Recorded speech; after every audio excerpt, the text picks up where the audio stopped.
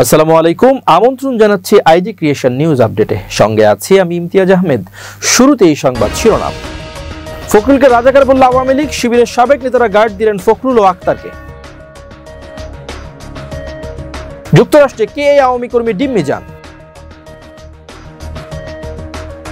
আক্তারের উপর ডিম নিক্ষেপ যেভাবে বাঁচলেন জামাত নেতা তাহের। জাতিসংঘের সম্মেলনে জাতিসংঘকে ধুয়ে দিলেন ট্রাম্প। কারাগারে বসে ভারতকে হারানোর মন্ত্র বলে দিলেন ইমরান খান। এবার বিস্তারিত। বিএনপির মহাসচিব মির্জা ফখরুল ইসলাম আলমগীরকে রাজাকার গালি দিল যুক্তরাষ্ট্রে অবস্থানকারী আওয়ামী লীগের নেতাকর্মীরা।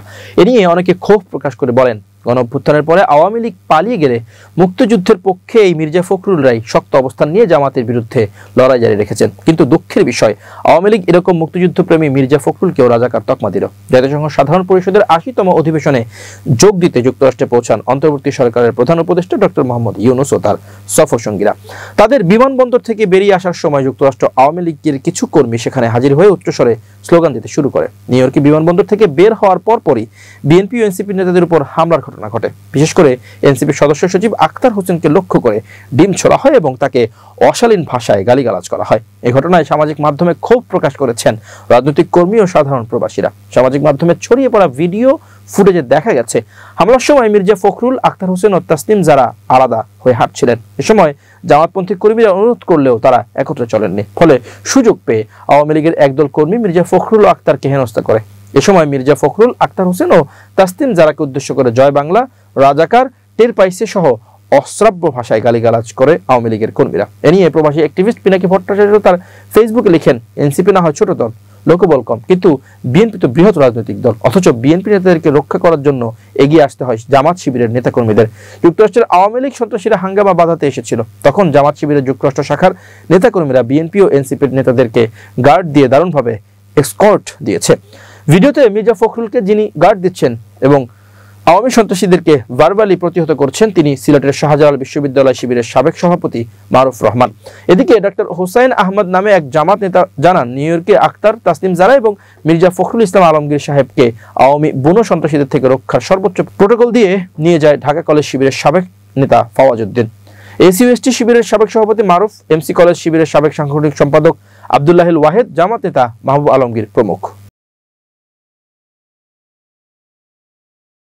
যুক্তরাষ্ট্রে পৌঁছানোর পর জাতীয় নাগরিক পার্টির সদস্য সচিব আক্তার হোসেনের উপর হামলার ঘটনায় আওয়ামী লীগের এক কর্মীকে আটক করা হয়েছে। সোমবার স্থানীয় সময় রাত ৯টা ২৮ তাকে আটক করা হয়। জানা গেছে, আটক ওই আওয়ামী লীগ কর্মীর নাম মিজানুর রহমান। তার বাড়ি সিলেটে। জ্যাকসন হাইটস থেকে নিউ ইয়র্ক পুলিশ তাকে আটক করে। এ সময় তাকে হাত করাও পরানো হয়। এর আগে মঙ্গলবার বাংলাদেশ সময় ভোর ৫টা ২৩ যুক্তরাষ্ট্রে এনসিপির সদস্য সচিব আক্তার হোসেনের উপর হামলার ঘটনাটি নিজে ফেসবুক পেজে এ সংক্রান্ত পোস্ট দেন দলের যুগ্ম আহ্বায়ক ডক্টর তাসনিম জারা। পোস্টে তাসনিম জারা লিখেছেন, আজ যুক্তরাষ্ট্রে পৌঁছানোর পর আমাদের দলের সদস্য সচিব আক্তার হোসেনের উপর হামলা হয়েছে, তাকে লক্ষ্য করে ডিম ছোড়া হয়েছে, গালিগালাজ করা হয়েছে। তিনি লিখেছেন, এটি ব্যক্তি আক্তার হোসেনের উপর আক্রমণ নয়, তার রাজনৈতিক পরিচয়ের কারণে করা হয়েছে, কারণ তিনি প্রতিনিধিত্ব করেন সেই দলকে যে দল ফ্যাসিবাদের কাঠামো ভেঙে দিতে প্রতিনিয়ত কাজ করছে। হামলার পর প্রতিক্রিয়া জানিয়ে আক্তার বলেছেন, আমরা সেই প্রজন্ম যারা হাসিনার গুলির সামনে দাঁড়াতে ভয় পায়নি, অতএব কারো ভাঙা ডিমে আমার কিছু যায় আসে না। মঙ্গলবার হামলার বিষয়ে প্রেস ব্রিফিং এ তিনি বলেন, এই ঘটনার মধ্য দিয়ে আবারও প্রমাণিত হয়েছে আওয়ামী লীগ একটি সন্ত্রাসী সংগঠন। আওয়ামী লীগ জন্মগত এবং প্রকৃতিগতভাবে একটি সন্ত্রাসী সংগঠন। তারা যে জুলাই অভ্যুত্থানের পক্ষের শক্তির উপর হামলে পড়বে এটাতে আমরা অবাক হই না। অন্তর্বর্তী সরকারের কাছে বিচারের আহ্বান জানিয়ে এনসিপি সদস্য সচিব আরও বলেন, অন্তর্বর্তী সরকার ১ বছরে আওয়ামী লীগের বিচারের আওতায় আনার যে প্রক্রিয়া শুরু করেছে সেটি খুবই সামান্য অগ্রসর হয়েছে। আওয়ামী লীগের যেসব সন্ত্রাসীরা বাংলাদেশ থেকে পালিয়ে এসেছে তারা বিদেশে বিভিন্ন জায়গায় এখনো সন্ত্রাসী কর্মকাণ্ড করছে। অন্তর্বর্তী সরকারের কাছে আহ্বান রাখবো, আওয়ামী লীগের যেসব লোকজন দেশে এবং দেশের বাইরে হামলা করছে তাদের অতি দ্রুত বাংলাদেশে ফিরিয়ে এনে বিচারের আওতায় নিয়ে আসবে। যুক্তরাষ্ট্রের জাতীয় নাগরিক পার্টি এনসিপি সদস্য সচিব আক্তার হোসেনের উপর ডিম নিক্ষেপ হাইকমিশনের ব্যবস্থাপনার ব্যর্থতা আছে বলে জানিয়েছেন জামাত ইসলামের নায়েবে আমির সৈয়দ আব্দুল্লাহ মোহাম্মদ তাহের। স্থানীয় সময় সোমবার ২২ সেপ্টেম্বর রাতে ম্যানহাটনের গ্র্যান্ড হায়াত হোটেলে সাংবাদিকদের সঙ্গে আলাপকালে তিনি একথা বলেন। জামাত নেতা বলেন, ডিম নিক্ষেপের বিষয়টি আমি পরে জানতে পেরেছি, তবে এটি নিয়ে আমি খুবই বিব্রত বোধ করি না, কারণ বাংলাদেশে এই নেগেটিভ কালচারটা আগে থেকেই হয়ে আসছিল। যখন কোনো সরকার প্রধান সফর করে বিরোধী দল যে থাকে সে এসে স্লোগান দেয়। আমেরিকা গণতন্ত্রের দেশ, 10 থেকে 20 জন এখানে এসে স্লোগান দিতে পারে, ডিম মারতে পারে, এটা একটা খারাপ কালচার। আব্দুল্লাহ মোহাম্মদ তাহের বলেন, বাংলাদেশের জন্য এটি খুবই লজ্জাজনক। এখানে যারা এটি করেছে তারাই অপমানিত হয়েছে, তারাই বাংলাদেশকে অসম্মানিত করেছে। পুরো ঘটনার জন্য ব্যবস্থাপকদের অনেক কমিউনিকেশন গ্যাপ আছে, হাই কমিশনের ব্যবস্থাপনার ব্যর্থতা আছে, তাতে কোনো সন্দেহ নেই। তাদের আগে থেকেই প্রস্তুতি নেওয়া দরকার ছিল। তিনি বলেন, আমরা বড় দুটি দল ও এনসিপি আসছি, যদি আমরা একসঙ্গে বের হতাম তাহলে আওয়ামী লীগের সাধ্য ছিল না আমাদের ধারে কাছে আসার। এর আগে স্থানীয় সময় সোমবার 22 সেপ্টেম্বর নিউ ইয়র্কের কেনেডি বিমানবন্দর থেকে বের হওয়ার সময় আওয়ামী লীগের নেতাকর্মীরা আখতার হোসেনের উপর ডিম নিক্ষেপ করে। এই ঘটনার প্রতিক্রিয়ায় এনসিপির এই নেতা বলেন, আমরা সেই প্রজন্ম যারা হাসিনার গুলির সামনে মাথা নত করিনি, ভাঙা ডিমে কিছু যায় আসে না। এই ঘটনার মধ্য দিয়ে আবারও প্রমাণিত হয়েছে আওয়ামী লীগ একটা সন্ত্রাসী সংগঠন। জাতীয় নাগরিক পার্টির মার্কা সাপ্লাই হতে হবে, অন্য কোনো অপশন নেই বলে হুঁশিয়ারি দিয়েছেন দলটির উত্তরাঞ্চলের মুখ্য সংগঠক সার্জিস আলম। মঙ্গলবার 23 সেপ্টেম্বর বিকেলে ফেসবুকে দেওয়া এক পোস্টে তিনি বলেন, ইলেকশন কমিশন সচিব বলেছেন মার্কার তালিকায় শাপলা নেই, তাই এনসিপি শাপলা প্রতীক পাচ্ছে না। তার মানে কোনো আইনগত বাধা নয়, বরং তালিকায় না থাকার কারণে তারা এনসিপিকে শাপলা প্রতীক দিতে পারছে না। যেদিন এনসিপি প্রথম নিবন্ধনের জন্য আবেদন করে সেদিনই স্পষ্টভাবে জানিয়ে দিয়েছিল এনসিপি শাপলা মার্কা চায়। তাহলে ওই তালিকায় শাপলা মার্কা যুক্ত করা কাদের কাজ ছিল? এদিন কি তারা নির্বাচন কমিশনে বসে বসে নাটক দেখেছে, নাকি স্বাধীন প্রতিষ্ঠানে বসে অন্য কোনো প্রতিষ্ঠান, দল বা এজেন্সির কথা মতো উঠবস করছে? সার্জিস আলম বলেন, সব ধরনের ভণ্ডামিকে রাজনৈতিকভাবে মোকাবেলা করা হবে, যেহেতু কোনো আইনগত বাধা নেই, ফলে এনসিপির মার্কা সাপ্লাই হতে হবে, অন্য কোনো অপশন নেই। না হলে নির্বাচন কিভাবে হয় আর কে কিভাবে ক্ষমতায় গিয়ে মধু খাওয়ার স্বপ্ন দেখে সেটা আমরাও দেখে নেব। এর আগে মঙ্গলবার দুপুরে নির্বাচন কমিশনের সিনিয়র সচিব আখতার আহমেদ বলেছেন, সংশোধিত প্রতীকের তালিকাতে শাপলা না থাকায় এনসিপি পাচ্ছে না এই প্রতীক। বিকল্প প্রতীকের আবেদন আহ্বান জানানো হয়েছে তাদের, তবে যেসব প্রতীক কমিশনের রয়েছে ওইসব প্রতীকের মধ্য থেকেই চাইতে হবে। এবার আন্তর্জাতিক প্রসঙ্গ। জাতিসংঘের সাধারণ পরিষদের 80তম অধিবেশনে বক্তব্য দিয়েছেন যুক্তরাষ্ট্রের প্রেসিডেন্ট ডোনাল্ড ট্রাম্প।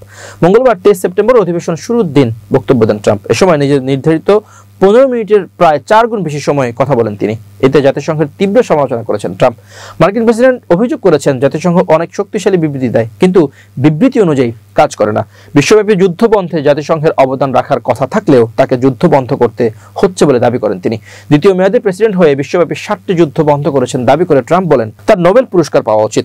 এর সঙ্গে সঙ্গে তিনি আবারও বলেন, নোবেলের চেয়ে তার জন্য বড় পুরস্কার হলো যুদ্ধ বন্ধ করা, যেটির মাধ্যমে লাখ লাখ মানুষের জীবন রক্ষা করেছেন তিনি।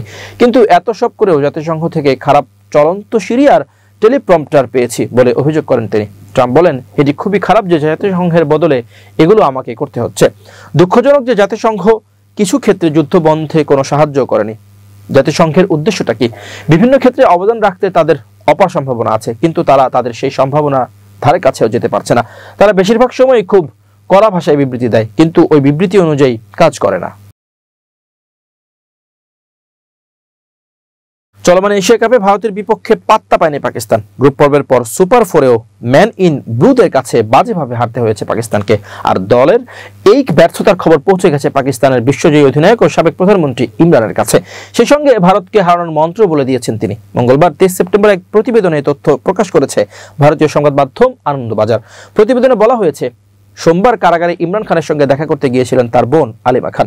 এ সময় ভারতের বিপক্ষে হারের বিষয়টি নিয়ে কথা বলেন তিনি। এ সময় পিসিবি চেয়ারম্যান মহসিন নকভি ও আর্মি চিফ জেনারেল মুনিকে খোঁচে মেরেছেন ইমরান। এ নিয়ে গণমাধ্যমকে আলিমা বলেন, ইমরান প্রস্তাব দিয়েছেন আর্মি চিফ জেনারেল মুনির এবং পিসিবির চেয়ারম্যান নকভির পাকিস্তানের হয়ে ওপেন করা উচিত।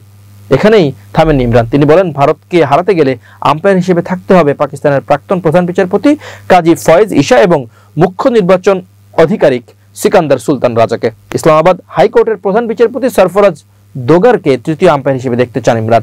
2023-এর আগস্ট থেকে কারাবন্দী ইমরান খান। তিনি মনে করেন নকভির অযোগ্যতা এবং স্বজন পোষণী পাকিস্তান ক্রিকেটের দুর্দশার জন্য দায়ী। এছাড়াও তিনি বিশ্বাস করেন গত বছর নির্বাচনে তার দল পাকিস্তান তেহরিক ইনসাফ এর ভরাডুবির কারণ জেনারেল মুনির। তার বিশ্বাস প্রাক্তন প্রধান বিচারপতি ঈশা এবং মুখ্য নির্বাচন আধিকারিক রাজার সাহায্যেই মুনির তার বিরুদ্ধে চক্রান্ত করেছিলেন। প্রিয় দর্শক, শেষ করছি আইজি ক্রিয়েশন নিউজ আপডেট। আজ এই পর্যন্তই। ভিন্ন খবর নিয়ে দেখা হবে আগামীকাল সন্ধ্যা 7:30টায়। নিজেকে আপডেট রাখতে সাবস্ক্রাইব করুন চ্যানেলটি। নিয়মিত লাইক, কমেন্ট ও শেয়ার করে ছড়িয়ে দিন সর্বত্র। সুস্থ থাকুন, নিরাপদে থাকুন। আল্লাহ হাফেজ।